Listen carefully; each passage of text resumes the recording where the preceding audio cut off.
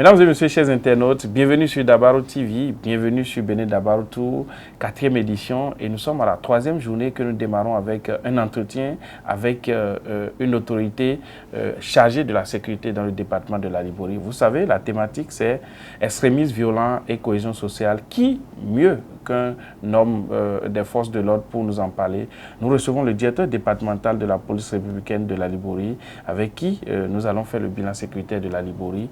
Il va donner des conseils aux populations sur les comportements qu'elles doivent adopter pour faire reculer les frontières de l'extrémisme violent et pour faire asseoir au sein de ces départements la cohésion sociale qu'il faut pour le développement de notre pays.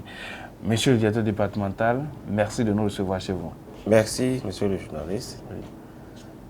Je suis le commissaire divisionnaire de police Barnabé Amagbeyon, directeur départemental de la police républicaine de la Liborie. Merci beaucoup, monsieur le directeur. Est-ce que vous pouvez, pour démarrer, nous présenter votre département du point de vue du poste que vous occupez, directeur départemental de la police républicaine? J'aimerais savoir le nombre de commissariats, voilà, quelle est la couverture de votre département? Merci. Le département de la Liborie, comme vous le savez, est l'un des plus vastes départements du pays. Oui. Et compte 6 communes. 41 arrondissements. Oui. Et le maillage du département est à 23 commissariats pour les 41 arrondissements. D'accord. Donc vous voyez que on n'a pas encore une couverture par arrondissement et par commissariat. Okay. Mais néanmoins, je pense qu'avec l'effort fourni par la hiérarchie policière et nous-mêmes sur le terrain, nous arrivons quand même à juguler les défis sécuritaires qui sont les nôtres dans le département. Alors, monsieur le directeur, l'une des thématiques, ou la thématique qui fonde cette 4e édition de Bénin Dabarou Tour est l'extrémisme violent et la cohésion sociale. Et nous savons, en tant que médias, que votre département est très éprouvé depuis un certain temps en termes d'extrémisme violent. Dites-nous, quelle est actuellement la situation sécuritaire du département de la Liborie? Actuellement, je peux vous dire que la situation sécuritaire est relativement calme, mais reste un peu volatile à certaines parties du département. Okay. Et cette volatilité, elle n'est pas dans les zones à forte densité d'habitation, mais elle est plus volatile dans la périphérie, à l'intérieur du parc W. Alors dites-nous, est-ce que vous connaissez des cas d'extrémisme violent dans votre département? Oui, je peux dire qu'on connaît des cas d'extrémisme violent depuis un certain nombre d'années, en raison du phénomène que nous rencontrons dans le département. Mais qu'est-ce qui explique cela fondamentalement? C'est la question qui se pose et nous allons peut-être prier les chercheurs à nous aider. Mais nous avons quand même des cas où vous avez des crimes crapuleux, vous avez la problématique même du terrorisme dans le département où vous avez des gens qui posent des engins sur les voies et où les forces de défense et de sécurité doivent sécuriser les populations, les voies, les pistes où on doit passer pour faire des patrouilles. On voit des gens qui minent ces pistes-là. Au nom de quoi? Et donc, quel est le mobile? Et donc, il y a cette problématique-là où on a quand même des citoyens qui sont sans foi ni loi et qui posent des engins et qui sont poussés à l'extrémisme violent. Pour quel motif? Et ça, je dis qu'il faut qu'on fasse des recherches. D'accord. Alors, lorsque dans un département, vous avez ces personnes qui ne sont pas prêtes à vous laisser la paix, menacent toujours la sécurité dans le département, en tant que directeur départemental, appuyé par certainement votre hiérarchie, le gouvernement, quelles sont les actions que vous menez sur le terrain? Nous allons peut-être pas aller parce qu'il s'agit d'une stratégie sécuritaire, mais ce qu'on peut savoir en tant que citoyen pour rassurer les populations, quelles sont les dispositions que vous avez prises au sein de votre département pour que la situation soit maîtrisée? Bon, les dispositions quand même sont...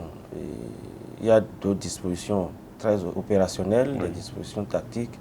et des dispositions administratives qui viennent de la hiérarchie. Oui. Sur le plan administratif, par exemple, si je prends la commune de Banikwara, en ce qui concerne la police républicaine, dès lors que la hiérarchie a senti le besoin d'insécurité, c'est-à-dire le besoin de sécurité des populations dans l'arrondissement de Toura, très rapidement, le général, le DGP a créé une unité avec l'appui du ministre de l'Intérieur et de la Sécurité.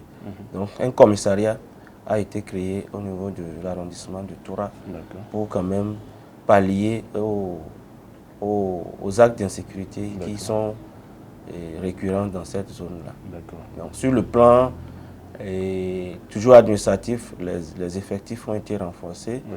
Et les commissariats des zones les plus suspectées d'être menacées ont été renforcés par des groupes d'appui, toujours par la dynamique du général, le DGPR, le général Yaya.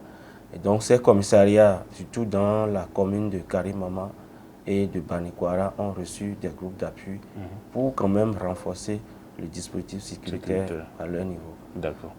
Alors, lorsqu'il y a une violence, c'est qu'il y a quelque part des populations qui laissent l'accès à ceux-là qui mènent ces actes.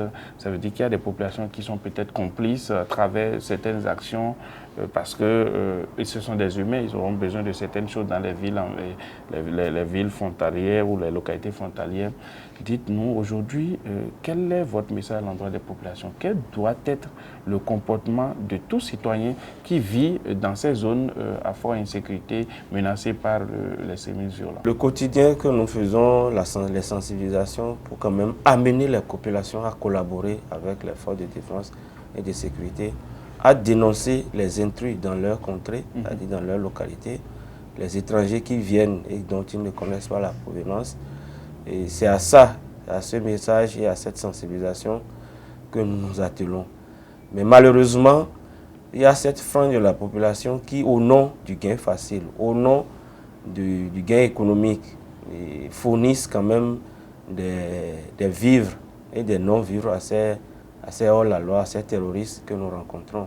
Si je prends par exemple le cas de la fourniture du carburant, vous allez voir que la tendance aujourd'hui de nos concitoyens dans le département, de certains concitoyens, pas eux tous, c'est quand même d'aller livrer du carburant à ces terroristes. Parce que dès lors que les FDS, l'armée, la police, nous avons décidé de couper la logistique à ces hors-la-loi, c'est une façon quand même de les priver des moyens de mobilité pour qu'ils puissent quitter hors de notre territoire.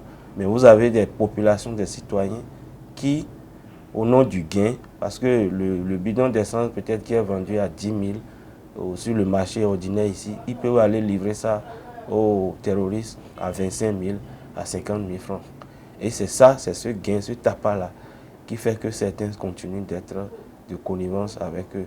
Mais je vous assure que nous menons une lutte implacable contre ces citoyens, ces mauvais citoyens, je vais dire, qui sont de connivence avec ces terroristes. Merci, monsieur le directeur. C'est quand même assez ahurissant de savoir que des populations qui ne sont pas également épargnées de tout ce qui peut avoir comme revers lorsqu'il y a une attaque puissent se prêter à ce jeu. Nous espérons que cette sensibilisation va toucher le cœur de ces populations et vont se rendre compte qu'elles se font du mal à elles-mêmes parce que lorsque une bombe va exploser, on ne saura pas qui a livré le carburant ou autre. Ça peut être un membre de sa famille qui est force de l'ordre ou autre qui peut être touché. Alors, monsieur le directeur, j'aimerais également savoir quelle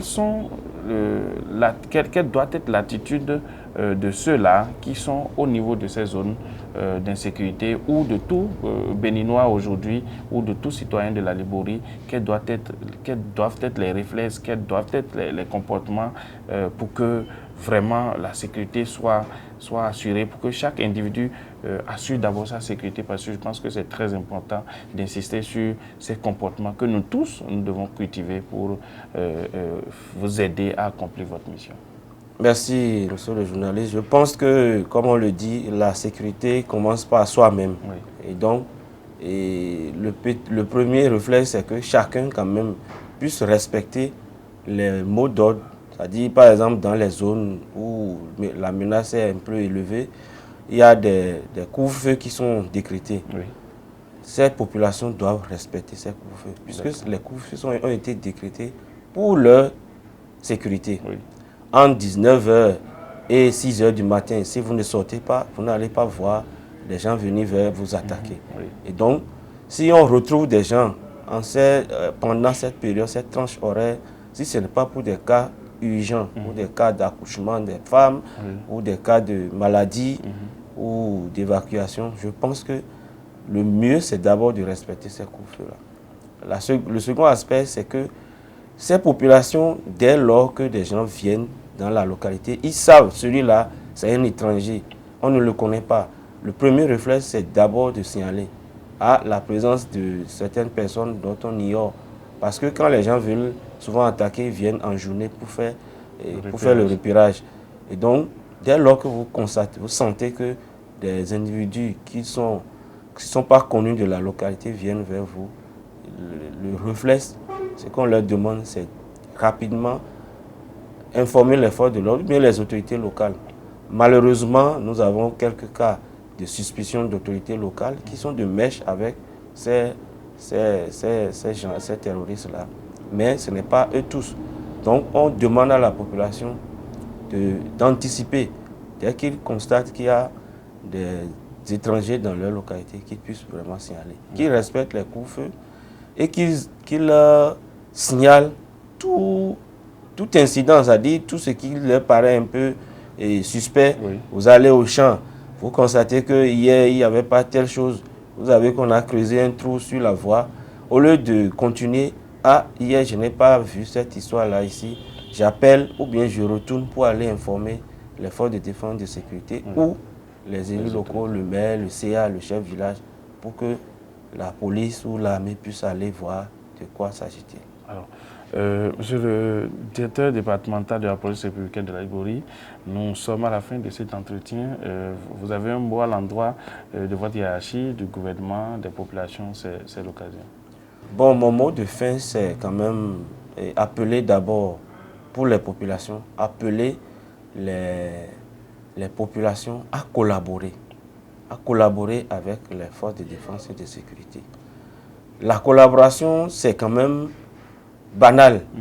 C'est banal, c'est tout un petit effort qu'on demande à la population. Comme je viens de le dire, signaler tout individu suspect, signaler toute suspicion à vos entourages et dénoncer tout ce qui est fait infractionnel. Et maintenant, éviter de se laisser emporter par le gain facile. Je l'ai dit, si les gens pensent qu'en gagnant 50 000 francs sur un bidon de 25 litres d'essence, en livrant ça aux terroristes, ou bien en vendant un sac de riz ou un bidon d'huile aux terroristes, le peu qu'ils gagnent là, s'ils vont pouvoir le faire en mettant leur vie en danger. Parce que depuis lors que les terroristes ont changé de mode opératoire, au départ, ils visaient seulement les positions des forces de défense et de sécurité. Aujourd'hui, c'est indistinctement. Il y a des civils qui sont sautés sur des mines. Le 1er janvier 2023, au niveau d'un village de Mamassi Gourmand là-bas, dans Karimama, et à Lumbu, il y a des bœufs, il y a des civils qui sont sautés, à Guéné, ainsi de suite. Donc la menace, elle n'est pas seulement pour les FDS. La menace, elle est pour toute la population. Et donc, la collaboration est indispensable. Leur collaboration est indispensable. C'est le minimum qu'on leur demande, c'est de signaler et d'éviter de vouloir avoir du gain facile en allant livrer des sacs de riz, d'huile, du gasoil, de l'essence à ces terroristes-là. Donc, à l'endroit du gouvernement, on voudrait quand même que le gouvernement puisse continuer dans les efforts fournis.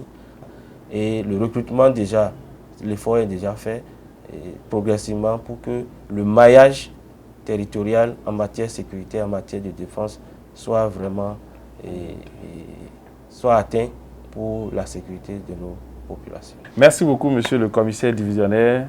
Vous l'avez compris, j'étais avec le commissaire divisionnaire Banabé Amagbeyon directeur départemental de la police républicaine de la Liborie.